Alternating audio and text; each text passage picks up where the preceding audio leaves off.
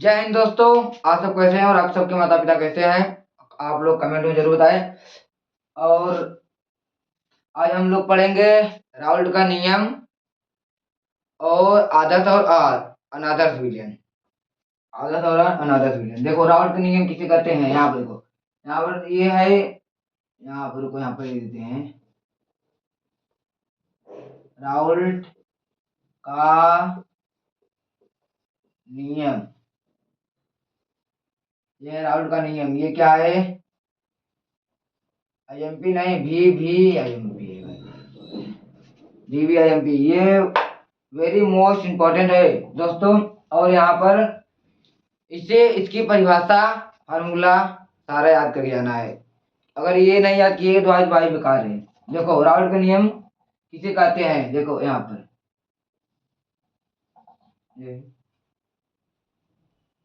यहाँ पर देखो, यहाँ पर कोई वाष्पशील पदार्थ है। ये देखो,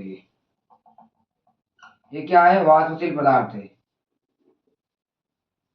एक देखो यहाँ वाष्पशील पदार्थ है, ये मिश्रण है, मतलब मिला हुआ है। देखो वाष्पशील पदार्थ, वाष्पशील वाष्पशील पदार्थ, ये मिश्रण है ना, मिश्रण।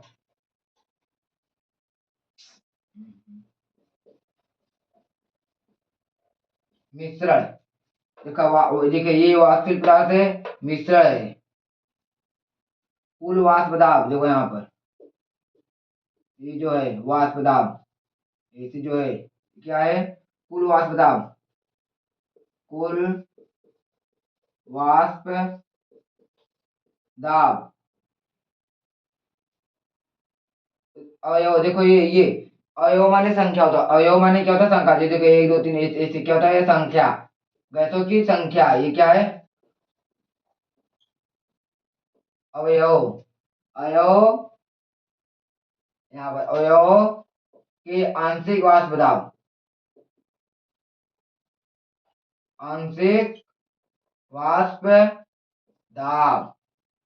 आंशिक वाष्प दाब के योग के बराबर होता है, योग के बराबर होता है। देखो यहाँ पर, देखो ये क्या है? वाष्पशील पदार्थ। ये जो है पदार्थ, ये क्या है? वाष्पशील है। वाष्पशील मतलब जैसे पानी है तो क्या है, अगर आगे नीचे देंगे तो क्या होगा? भाप बनने लगा है, तो क्या है? वही वाष्प, भाप को ही क्या कहते हैं? वाष्प। क्या है ये? क्या है? वाष्पशील पदार्थ है। ये मिश्रण क्या हुआ है? ये मिला हुआ है। ये वाष्पशील पदार्थ है और मिला हुआ है। देखो वाष्पशील पदार्थ है, ये मिश्रण है। वाष्पशील पदार्थ है, ये मिला हुआ है। कुल वाष्प दाब जितना इसका वाष्प, देखो ये वाष्पशील पदार्थ था, ये मिश्रण है और वाष्प दाब है ना, वाष्पशील पदार्थ है। और इसका कुल वाष्प दाब, ये जितना वाष्प दाब है, कुल वाष्प दाब उसके अवयव। अवयव माने क्या होता है? संख्या। संख्या होता है भाई। अवयव माने क्या होता है? संख्या। लेकिन इसके अवयव नहीं होते। देखिए संख्या, ये क्या है? इसका जो पूरा क्या है? संख्या। कुल वाष्प दाब उसकी अवयव क्या कहते हैं? संख्या। संख्या के आंशिक वाष्प दाब, आंशिक, आंशिक रूप से जो मतलब एकदम भाप बन चुका है। यहाँ पे देखिए जो ऊपर है, समझ लीजिए आंशिक वाष्प दाब के योग के बराबर होता है। देखिए अब देखिए सब परिभाषा देखिए, किसी वाष्पशील पदार्थ के, किसी वाष्पशील पदार्थ के, किसी वाष्पशील पदार्थ के, किसी वाष्पशील पदार्थ के मिश्रण का, किसी वाष्पशील पदार्थ के मिश्रण का कुल वाष्प दाब, कुल वाष्प दाब, ये जो दाब लग रहा है, कुल वाष्प दाब, कुल वाष्प दाब उसके अवयव के, उसके अवयव के, उसके अवयव के आंशिक वाष्प दाब, उसके अवयव के आंशिक वाष्प दाब के योग के बराबर होता है। भाई इतना है, देखो इतना आसान परिभाषा है, समझो एक बार फिर से। ये क्या है? ये पदार्थ है, वाष्पशील पदार्थ, वाष्पशील भाप वाला क्या है? पदार्थ है। और ये क्या हुआ है? मिला हुआ है, आपस में मिला हुआ है, मिश्रण है। और इसका कुल वाष्प दाब, ये जितना इससे भाप निकला है, कुल उसका वाष्प दाब, दाब माने जो लग रहा है, ये भाप निकल रहा है, यहाँ पर ढक्कन है, बंद हुआ है तो क्या है, दाब नीचे लग रहा है। कुल वाष्प दाब उसकी संख्या का, जो कुल वाष्प दाब है वही संख्या, उसकी संख्या के आंशिक वाष्प दाब, आंशिक रूप से जो नहीं दिखाई देता है, जो ऊपर रहता है, उसके आंशिक वाष्प दाब के योग के बराबर होता है। देखो यहाँ पर इसका परिभाषा लिख दे रहे हैं, यहाँ पर यहाँ पर लिख दे रहे हैं भाई, इसको मिटा दें, रुको इसको मिटा दे रहे हैं। इतना आसान डिफिनेशन है भाई, आप लोग को मिल सकता है भाई। देखो यहाँ पर किसी वाष्प किसी वाष्पशील पदार्थ के किसी वाष्पशील किसी वाष्पशील पदार्थ किसी वाष्पशील पदार्थ के मिश्रण किसी वाष्पशील पदार्थ के मिश्रण किसी वाष्पशील पदार्थ के मिश्रण का कुल वाष्प दाब वाष्प दाब उसके अवयव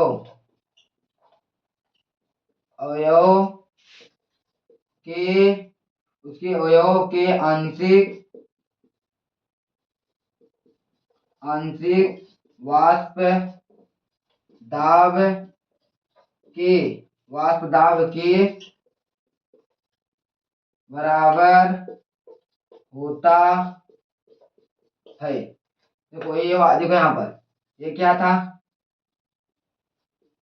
देखो यहाँ पर इसका फार्मूला पे लिखते हैं, P बराबर PA प्लस PB, यही है, योग के बराबर होता है। यहाँ पे देखो किसी वाष्पशील पदार्थ, ये वाष्पशील पदार्थ हो गए लो, यहाँ पर ये वाष्पशील पदार्थ है, किसी वाष्पशील पदार्थ के मिश्रण का, ये मिला हुआ है ना, किसी वाष्पशील पदार्थ के मिश्रण का, वाष्पशील पदार्थ है ये मिश्रित हुआ है, मिश्रण का कुल वाष्प दाब, यहाँ जो भाप निकल रहा है, कुल वाष्प दाब, जो इस दाब लग रहा है ना, कुल वाष्प जितना वाष्प निकल रहा है अब निकलेगा तो यहीं पर आएगा, और जो लग रहा है उसे दाब, कुल वाष्प दाब उसके अवयव माने संख्या भाई, संख्या के आंशिक वाष्प दाब, आंशिक मतलब आंशिक रूप से जो यहाँ पर लग रहा है और ऊपर है, आंशिक वाष्प दाब के बराबर होता है। यहाँ पे देखो किसी वाष्पशील पदार्थ के मिश्रण का कुल वाष्प दाब उसके अवयव के आंशिक वाष्प दाब के योग के बराबर होता है, आंशिक वाष्प दाब के योग भाई, यहाँ पर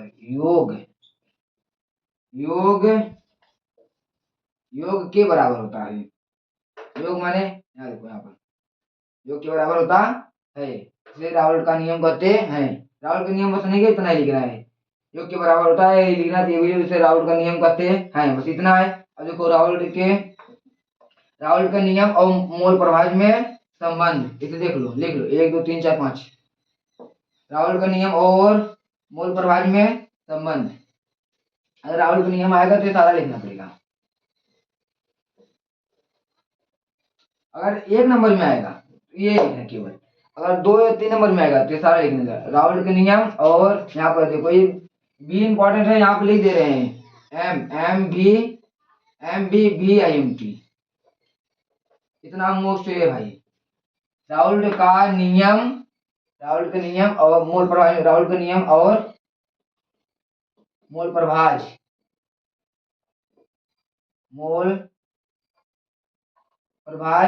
में संबंध,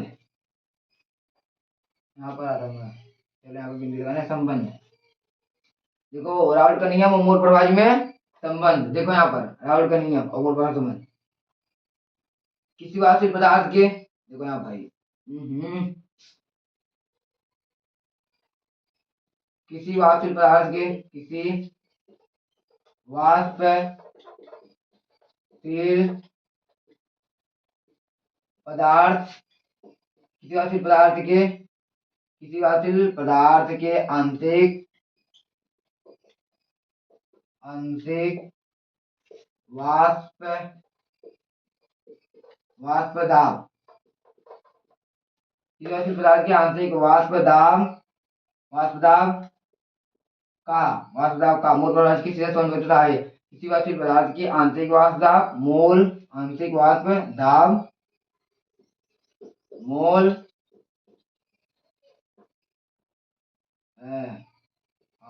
मोल प्रभाज का सीधा समानुपाती होता है। देखो किसी वाष्पशील पदार्थ के आंतरिक वाष्प दाब, देखो वाष्पशील पदार्थ है उसका आंतरिक वाष्प दाब, ये जो वो दाब आंतरिक माने ऊपर वाला दाब है, आंतरिक वाष्प दाब, आंतरिक वाष्प दाब क्या कर लेते पीए, आंतरिक वाष्प दाब मोल प्रभाज का सीधा समानुपाती होता है। तो देखो यहाँ पर इसका क्या होगा, इस देखो कैसे पी ए समानुपाती एक्स ए, यहाँ पे देखो पी बी समानुपाती एक्स बी, देखो ये हो जाएगा यहाँ पर पी ए बराबर P naught A x A, यहाँ पे देखो यहाँ पर पी बी बराबर P naught B x B, यहाँ पे देखो ये हो जाएगा, ये इसका ये हो जाएगा यहाँ पर, ये यहाँ पर लिखते हैं,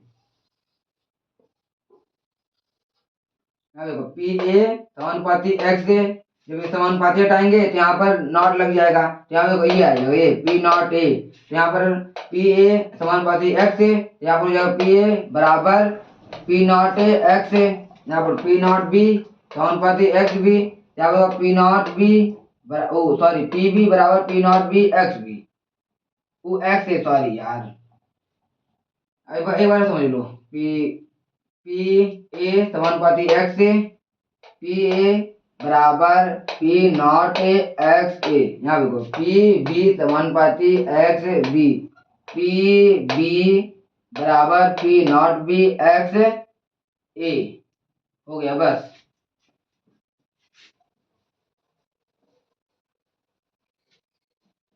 शुद्ध और अशुद्ध,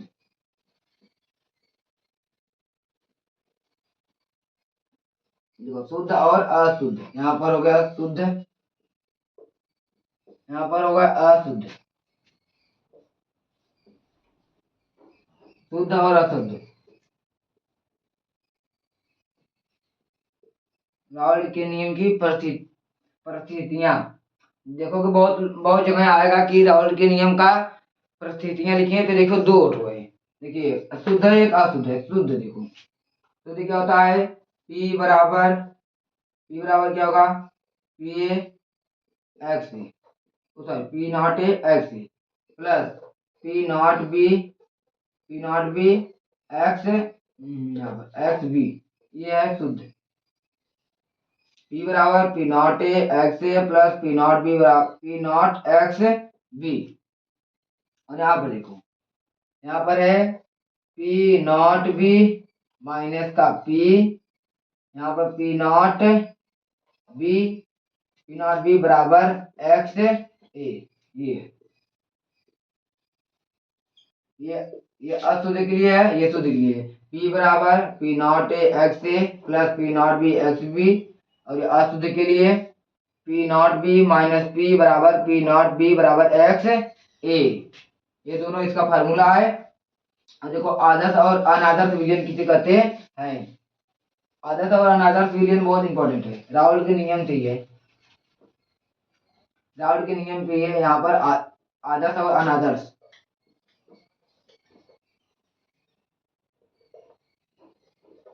आदर्श और अनादर्श, आदर्श और अनादर्श, देखो आदर्श विलयन किसे कहते हैं, देखो बहुत सरल है यहाँ पर, ये जितना ये बहुत वेरी मोस्ट इंपॉर्टेंट है, आदर्श और अनादर्श। आदर्श विलयन किसे कहते हैं, जो देखो आदर्श विलयन किसे कहते हैं, जो रावल के नियम का पालन करता है उसे आदर्श विलयन कहते हैं, जो रावल के नियम का पालन नहीं करता है उसे अनादर्श विलयन कहते हैं। देखो यहाँ पर हम लिखवा दे रहे हैं, जो राउल्ट के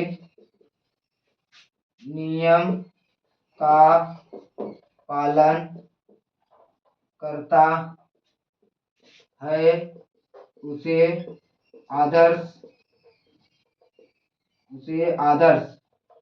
विलयन कहते हैं। जो राउल्ट के नियम का पालन नहीं करता उसे उसे अनादर्श विलयन कहते हैं। यहाँ पर लिखो, जो राउल्ट के नियम का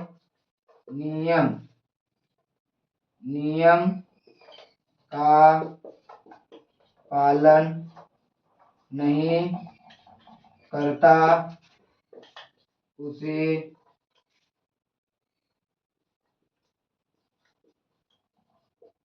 अनादर्श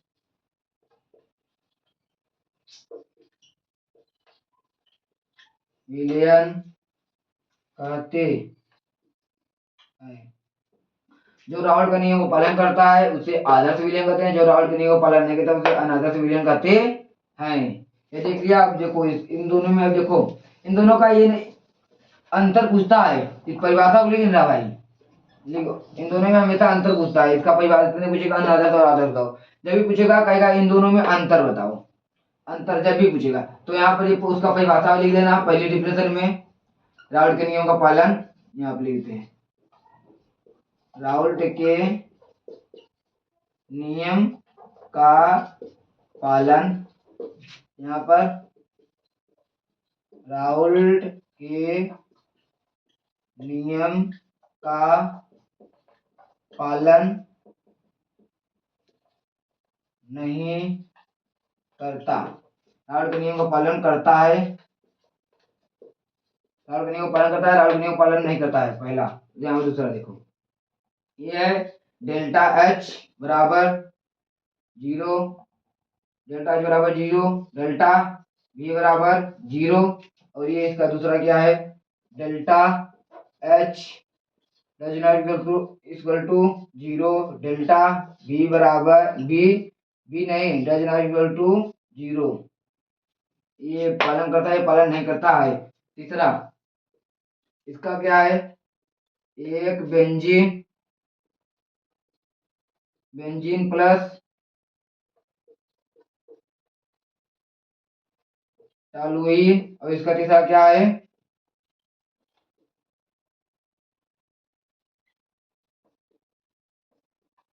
अल्कोहल प्लस पानी। बस इतना 3 लिख के आना। कोई ऐसा मास्टर नहीं है जो नंबर काट देगा, और इतना ही लिखना है। और आप उन आंसर पूछेगा बस इतना ही लिखना है। राउल्ट के नियम का पालन करता है, राउल्ट के नियम का पालन नहीं करता है।